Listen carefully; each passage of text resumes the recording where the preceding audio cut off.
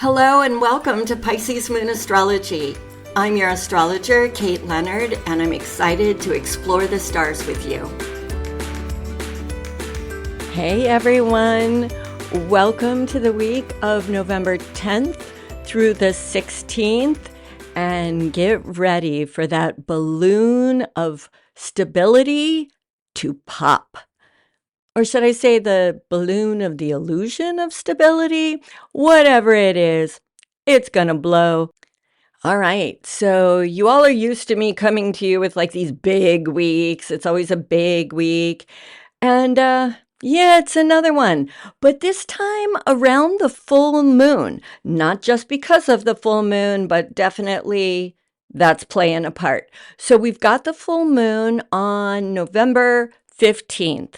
At the same time, it is making a conjunction to Uranus, the planet of unexpected change, giant explosions out of nowhere. It's the rebel. It's the desire for freedom. It's the walk your own path planet. And it's going to hook up with that full moon and something's going to blow. I'm pretty excited to talk about it. You all know I don't usually talk about lunations, full moons, new moons. I mean, they happen every month. It's not that they're not important. Don't get me wrong. They are absolutely important, but we're really used to them, right? New moons set intentions in whatever sign and house it's hitting in. Full moons, that's time to celebrate the harvest and get ready to sort of wind things down on some project and move forward so that you can be ready to start something new on the next new moon. It happens every month. The only changes are, what sign and house is it happening in, but it's pretty much, unless an eclipse is occurring or something like that, it's pretty much par for the course in a way, but not this one, because like I already said, we've got Uranus in the picture. Now remember, a full moon is already in opposition, right? The moon and the sun are opposed to each other. The moon is going to be uniting with Uranus in Taurus. And the sun is going to be opposing Uranus from Scorpio.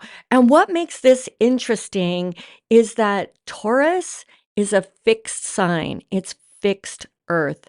It is all about stability, right? Stability. It's like the giant pine tree or whatever giant oak tree, a big old giant tree that has its roots deeply, deeply reaching into the ground. It is rooted, it is solid.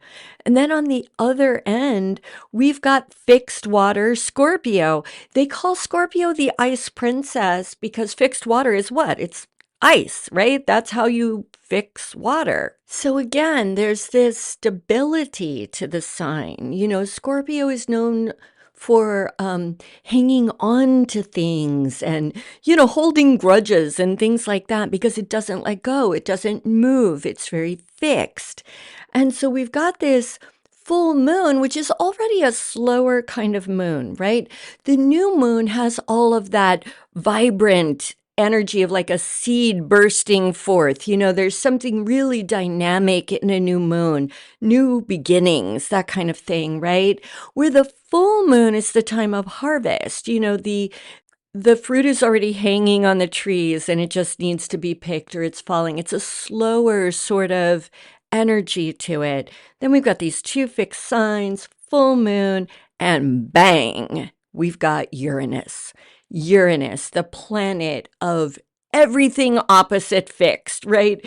It is unexpected change. It's dynamic change. It's the planet of the rebel. It's the individual, right? It's I'm going to break out of the status quo. I am going to break out of the box. Whatever's unexpected, I'm going to do that other thing because I am just going to be spontaneous and energized. And again, I'm going to say it again, everything opposite of fixed. So we have these two things happening at once. We're going to feel this mostly in the Taurus area of our charts. Okay. So that's what I want you to do first. Remember, I say this all the time. You cannot really apply this information with any kind of actual accuracy if you do not look at your natal chart. And if you need help interpreting your natal chart, you know who to call. Information down below in the show notes. But it's really important because Taurus occupies a house in your chart. And each house is a different area of life. And so, where this is going to hit, you're going to get a big indicator of that based on the house that holds Taurus in your chart. But let's just talk about Taurus and what that means. So, I've already said, it's fixed, it's stability. I love how very famous astrologer, evolutionary astrologer Stephen Forrest talks about Taurus. He reminds us that Taurus, the bulls are male cows, right? That's what they are. And unless they're being stabbed or something, right? The hideous things that they do to animals, right? Don't even get me going. But unless something really extreme is happening to them, they're cows. They're out in the field, and what they really want to do is stand there and eat grass. And, they'll interrupt that to have sex, sleep. Basically, there's not a lot going on with cows until something has to be going on, until they're provoked, right? That's what the bull is. So I really love to remind people of that. Taurus is really that cow out in the field who would rather just nap. Rather just nap. The other thing that we have to remember is that Taurus is ruled by Venus. So, what kinds of things are going to be shaken up? Well, our desire to be that cow in the field, right? First, it's that we're not going to be able, as a result of this Uranus conjunction with the full moon, we are not going to be able to just stay in that field that one out back that we really, really like. It's got the best grass and it's really nice for napping. That one? Yeah, we're not going to get to stand there anymore. It's like the earth is going to shake a little bit when Uranus comes around and we're going to have to move. And we don't like to do that. So expect that you're going to want to hang on. You're going to want to stay in that field, right? You're going to want to stay in that beautiful, fragrant grass that you're used to, whatever that is.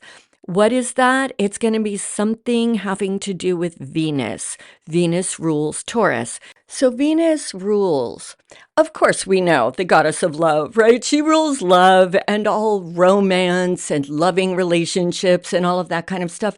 But she actually rules bringing people together, uniting people. She rules, and with relationships, she does rule friendships, although Mercury has to do with that as well. But she does have a lot to do with friendships. She rules women. She rules relationships with sisters. But let's not forget that she rules a lot of other things as well. She rules beauty, money, art, luxury. You get it. All the Venus stuff, right? All the good stuff. So these are the kinds of things in our lives that we need to expect a big kapow. Uranus, full moon is already culmination.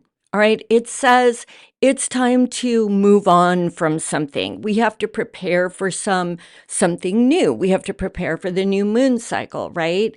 And so Uranus coming in is just like the nuclear charge on that. I hate to use like war metaphors, but anyway, you know what I mean.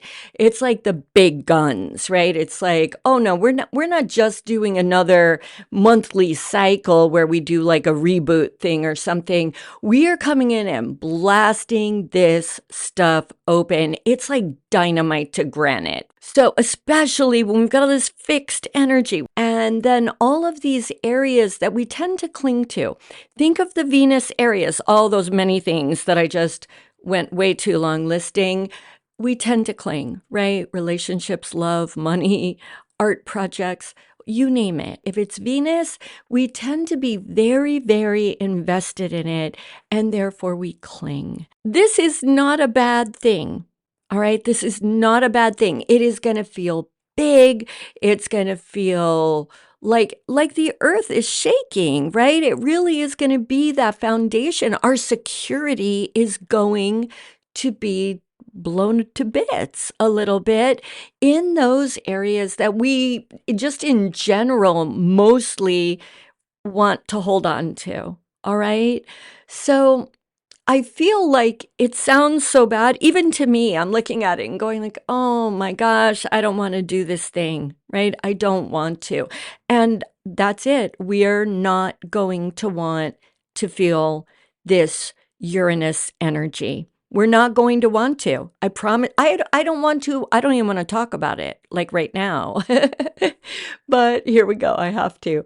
So just know that. Know, however, that this is really destined energy, right? When a big planet or, one of the outer planets like Uranus comes along, this is really a big deal. It's a big energy. And the more the more we can open up to change and just say, okay, this doesn't feel good. I'm not loving this. I'm a little bit scared. The more we can reap the benefits and get the gifts. Remember that Uranus is not just change, it's independence, it's freedom. And sometimes we don't even know that something we're in or something that we cherish is our prison. Right? I'm not trying to get so philosophical here. I feel like when I talk about these kind of issues, I'm like, ooh, we're making our own prison with our love. But I am kind of saying that, right? I don't want it to sound all smarmy like that, but it's true. Sometimes that relationship that we're clinging to, I know you all have had this happen in some way in your lives where something ended, you were devastated, right? And then like a year later or something like that, you look back and you're like, oh my goodness, thank God that happened because it gave me the freedom to go pursue this other better thing, or because then I was free and Mr. or Ms. Wonderful walked into my life.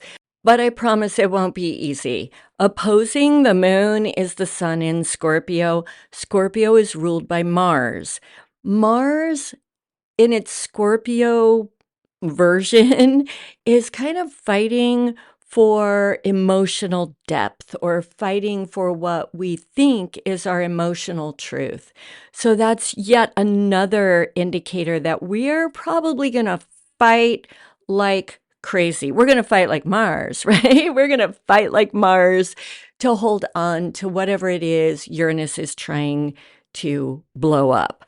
But blow it up, Uranus will. Okay, I promise you it will. Something's going to give. I don't want to make that a scary thing. When I say blow up, I just mean it's like, yeah, blow up. I'm just going to stick with it. That's all I got to say. And as always, this is not happening in a vacuum, right? As if this isn't enough, right? Don't you feel like I could just stop it right there? And it's like, Kate, you've given me enough to think about. Thanks so much. Thanks for the wonderful news. No, I promise you it is wonderful, though. But it's not. That's not all that's going on.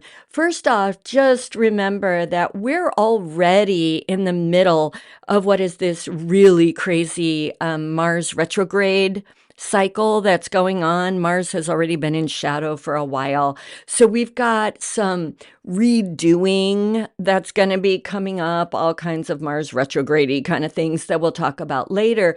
But the other thing going on is just like a few days, no, about a week before the full moon, Mercury enters his retrograde shadow.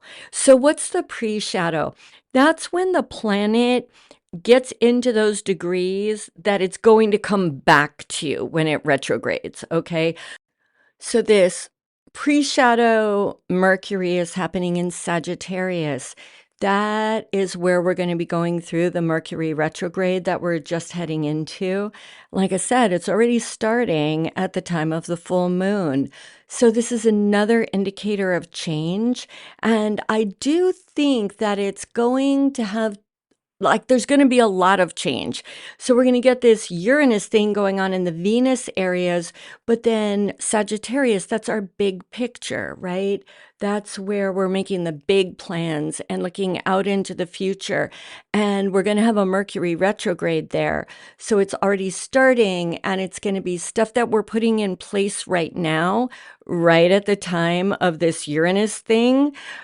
We're going to be going back over some of this and rethinking it. Mars is already doing the retrograde thing. We're going to be redoing some of this. So talk about change. I mean, I don't even know what to say, right? There's change on top of change on top of change. But a big blast of it is coming this week.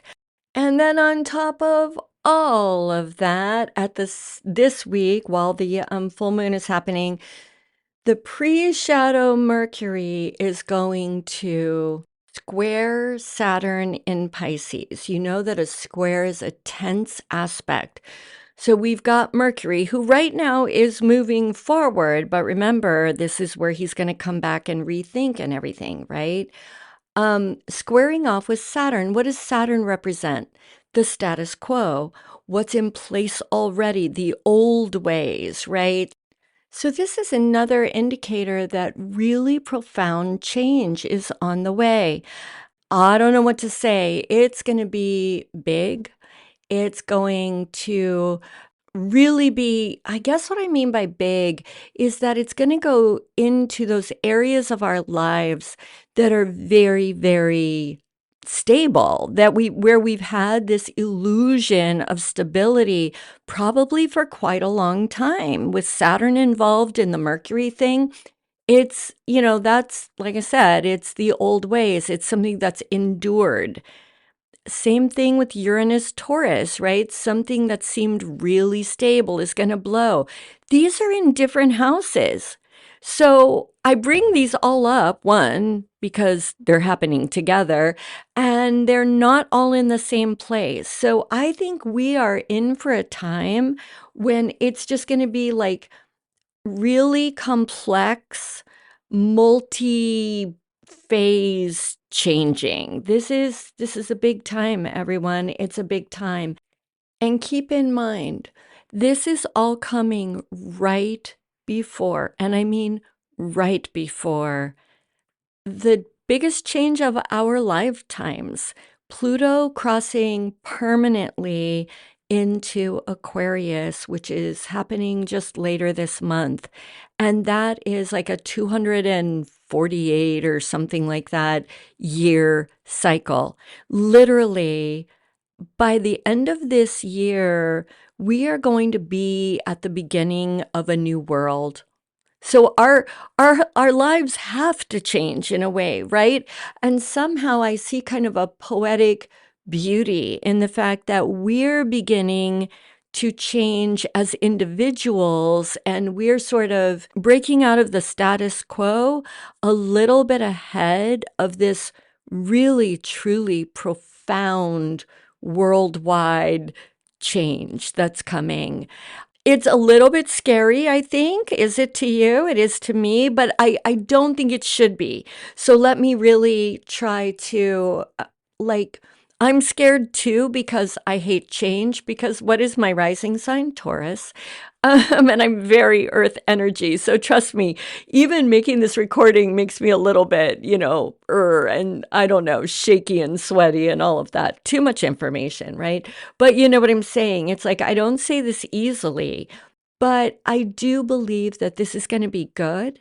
I believe it's going to be big. That's all. Really, really big, really, really important, but fated and good. And hey, you know what? It's happening one way or another. So we can fight it, or we can throw up our hands and enjoy the ride. And we might scream a little bit going around the hairpin turns, but honestly, That's part of the fun.